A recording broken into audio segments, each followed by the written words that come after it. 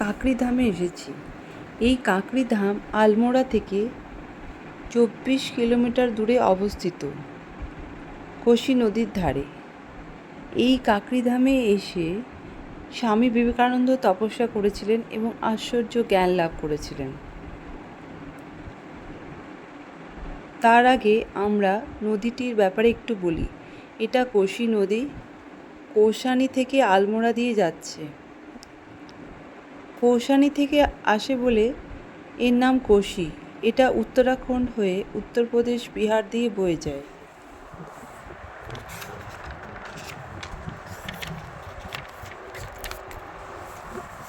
এই নদী ঘাটে প্রচুর ট্রাউট ফিশ রয়েছে। একসাথে অনেকগুলো মাছ খেলা করছে। এই ঘাটের মাঝে একটা ছোট্ট দ্বীপ মতো আছে।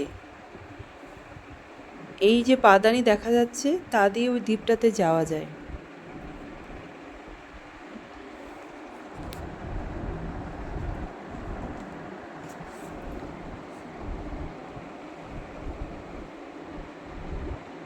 এইখানে স্বামী বিবেকানন্দ অশ্বত্থ একটা গাছ ছিল, তার নিচে ধ্যান করতেন। সেই গাছটি অরিজিনালটা নষ্ট হয়ে গেছে ঝড়ে 2014-তে। তো এখন একটা ক্লোন ছোট আছে।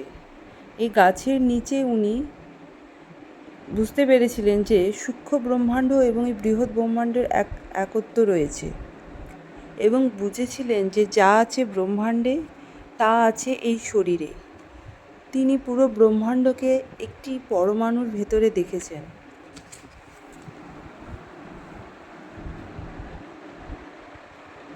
আমরা এখানে কিছু ফটো তুলেছি মন্দিরের ভেতরে। এটি একটি শিব মন্দির, এখানে সাধনা করা হয়।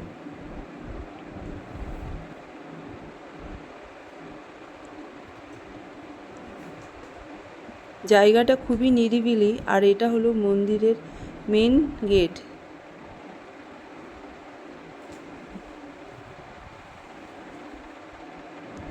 খুবই কম লোকজন আসে এখানে, সেই জন্য জায়গাটা খুবই পিসফুল।